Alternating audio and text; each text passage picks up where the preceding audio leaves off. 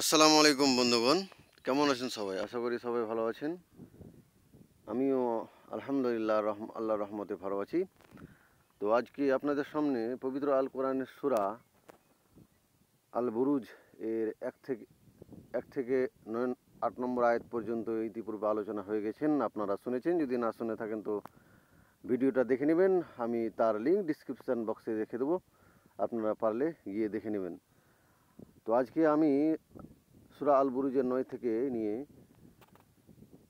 15 নম্বর আয়াত অবধি আলোচনা করব ইনশাআল্লাহ। তো চলেন আল্লাহ তাআলা কি বলছেন এই সূরার মধ্যে এবং এখান থেকে আমরা কি শিক্ষা নিতে পারি সেই দিকে বিশেষভাবে নজর দেব। তো আল্লাহ তাআলা 9 নম্বর আয়াতে বলছেন, আল্লাযী আল্লাহু মুলকুস সামাওয়াতি ওয়াল আরজ ওয়াল্লাহু আলা কুল্লি শাইইন শাহীদ। আকাশমণ্ডলী ও পৃথিবীর সার্বভৌমত্ব যার, আর আল্লাহ সর্ববিষয়ে সম্যক দ্রষ্টা।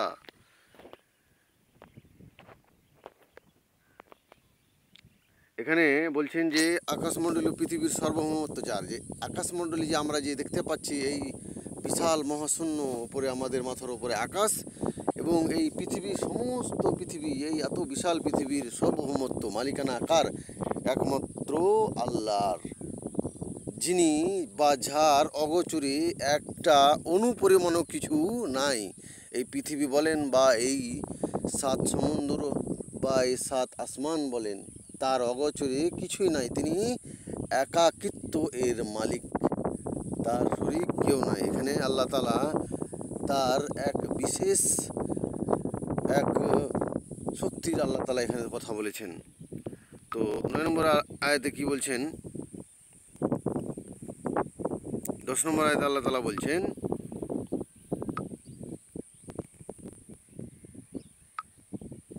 ইন্নাল্লাযীনা ফাতানুল মুমিনিনা ওয়াল মুমিনাতি সুম্মা লাম ইয়াতুবু ফালাহুম আযাবু জাহান্নামা ওয়ালাহুম আযাবুল হারিক।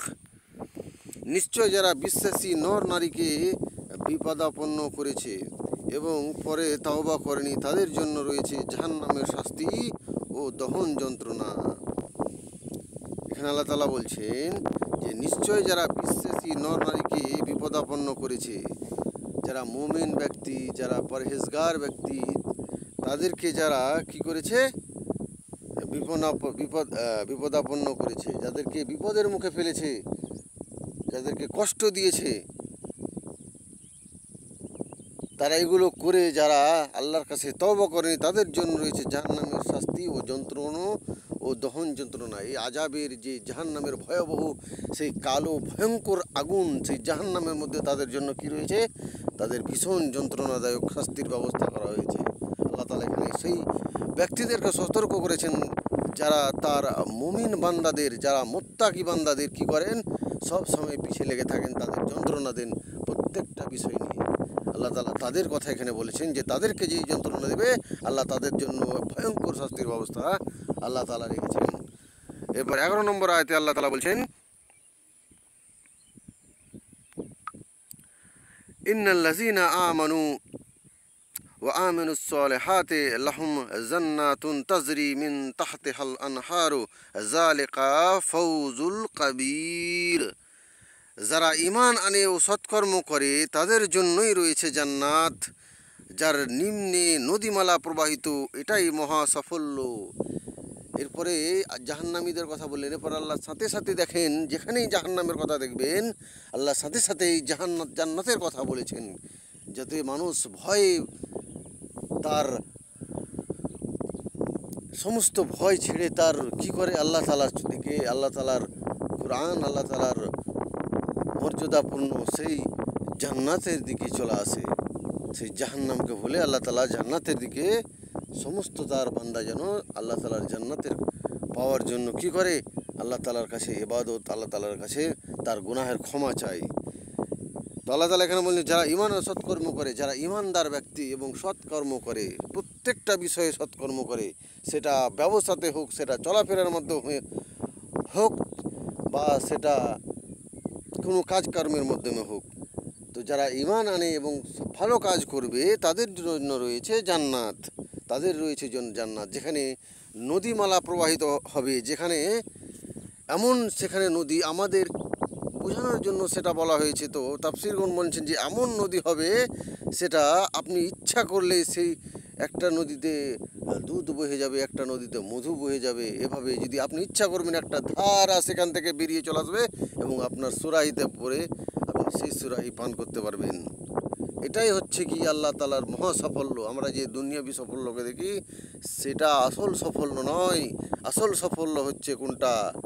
আল্লাহ তালার জান্নাত লাভ করা, আল্লাহ তালার সন্তুষ্টি লাভ করা। এটাই হচ্ছে মহা সাফল্য। এর চাইতে আর সফল ব্যক্তি আর একটাও কে দুনিয়াতে নাই, যে আল্লাহ তালাকে খুশি করে আল্লাহ তালার জান্নাত পেয়ে নিল। সেই মুত্তাকির কথা, সেই সেই পরহেজগার বান্দাদের কথা আল্লাহ তালা এখানে বলেছেন।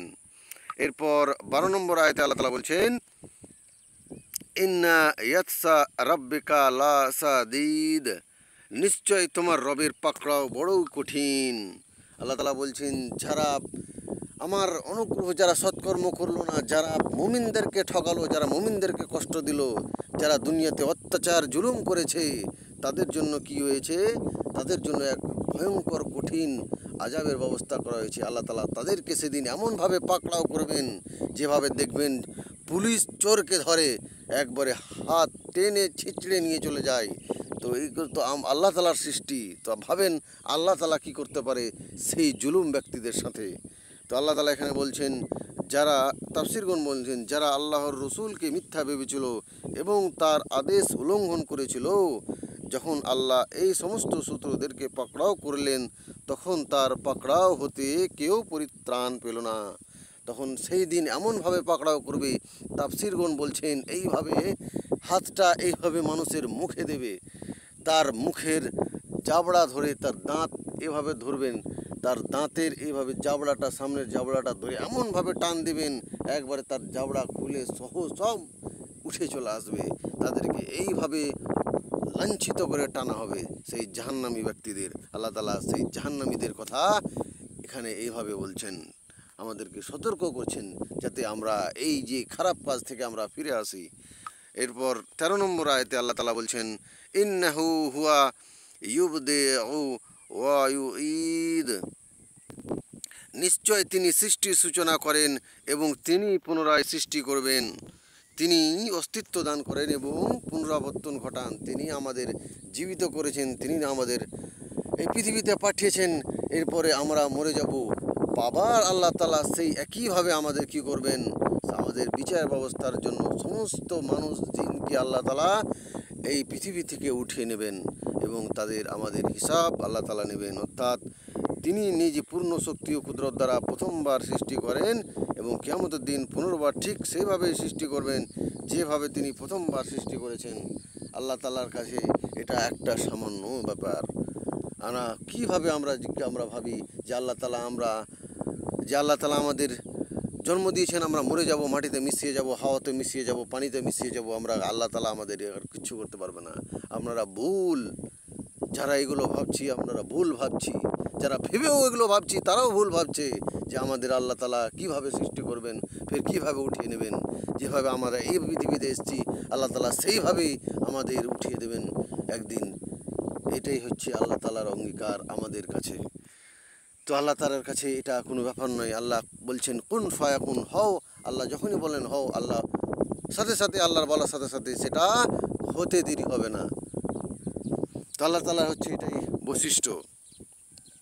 আল্লাহ তাআলা, এটা হচ্ছে আল্লাহ তাআলার গুণ। তো 14 নম্বর আয়াতে আল্লাহ তাআলা বলছেন, ওয়াহু ওয়াল গাফুরুর ওয়াদুদ, আর তিনি অত্যন্ত ক্ষমাশীল, প্রেমময়। আল্লাহ তাআলা এখানে তার ক্ষমাশীলতার কথা, তার দানশীলতার কথা, তার রহমতের কথা বলছেন।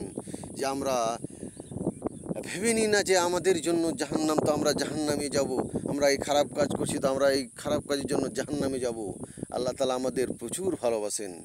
আল্লাহ তাআলা আমাদের এমন ভালোবাসেন যে তার প্রথম সৃষ্টি ফেরেশতা, দ্বিতীয় সৃষ্টি জিন এবং আমাদের তৃতীয় সৃষ্টি মানুষকে আল্লাহ তালা এত ভালোবাসেন যে আল্লাহ তালা জিন এবং মানুষকে দিয়ে কি করেছেন, আদম আলাইহিস সালামকে, আমাদের প্রথম পিতাকে সেজদা করিয়েছেন। আল্লাহ তালা আমাদের এত ভালোবাসেন। আমরা কীভাবে ভাবছি যে আল্লাহ আমাদের দেখেন না, আমাদের কিছু করবেন না, আমরা এইভাবে পাপ কাজ করছি তো আমরা জাহান্নামে চলে যাব? অবশ্যই না। আমাদের সবসময় ভাবতে হবে যে আল্লাহ তালা আমাদের জন্য জান্নাত সৃষ্টি করেছেন, আমরা সেই জান্নাত পাওয়ার চেষ্টা করব। ভুল হতেই পারে, গুনাহ হতেই পারে, আপনি সেই গুনাহ সেই ভুলের তওবা করবেন, আল্লাহ তালার কাছে ফরিয়াদ করে কানবেন, চাইবেন।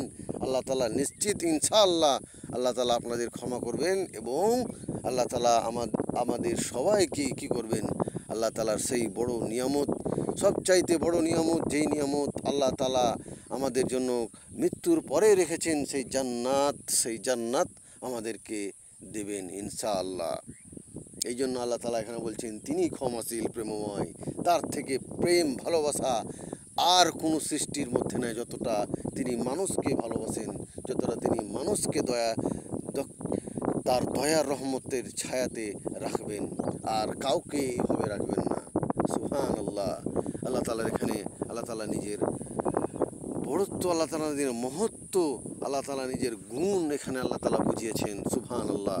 তো আমরা ভালো কাজ করি বেশি বেশি করে, এবং খারাপ কাজ হলে সাথে সাথেই তওবা করে নিই, আল্লাহ তালা নিশ্চয়ই আমাদের মাফ করবেন। এরপর 15 নম্বর আয়াতে আল্লাহ তালা বলছেন জুল আরশিল মাজিদ, অবশেষে অধিপতি, আরশের অধিপতি মহান। তিনি আরশের অধিপতি, যেখানে তার এই যে সপ্তম আসমানের নিচে আল্লাহ তালার আরশ, আল্লাহ তালার কুরসি আছে, সেখানে তিনি অধিষ্ঠিত আছেন।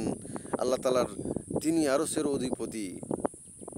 আল্লাহ তালা সেই আরশের কথা বলছেন, তিনি সেই আরশ থেকে আল্লাহ তালা বলছেন কি, তিনি আরশের অধিপতি, গৌরবময়, তিনি সবই পারেন, অর্থাৎ তিনি সমস্ত সৃষ্টি হতে সুমহান এবং সুমুচ্চ, তার সমকক্ষ কেউ নাই।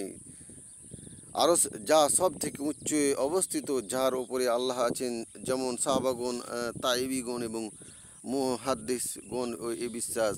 মাজিদ শব্দের অর্থ হলো মর্যাদাবান ও গৌরবময়। পেশ অবস্থায় এই জন্য আছে যে এটা যাও বা রবের সিফাত বিশ্লেষণ ফারাস এর বিশ্লেষণ নয়, যদিও কেউ কেউ এই শব্দটাকে ফারাস এর বিশ্লেষণ ধরে মাজিদ শব্দকে জের দিয়ে পাঠ করেছেন। অর্থের দিক দিয়ে উভয় অর্থ নির্ভুল ও বিশুদ্ধ। সুবহানাল্লাহ। তো আজকে এই পর্যন্ত থাক। আশা করি আপনারা সবাই শুনছেন এবং আমল করার চেষ্টা করছেন। ভালো থাকেন সবাই, সুস্থ থাকেন সবাই। চ্যানেলটাকে বেশি বেশি করে সাবস্ক্রাইব করবেন এবং বন্ধুদের সাথে ভিডিওটাকে শেয়ার করবেন, আর বেলটা প্রেস করে নেবেন, যেটা ঘন্টা আকৃতি আছে সেটাকে প্রেস করে নেবেন পরবর্তী ভিডিও পড়ার জন্য। আসসালামু আলাইকুম ওয়া রাহমাতুল্লাহি ওয়া বারাকাতুহু।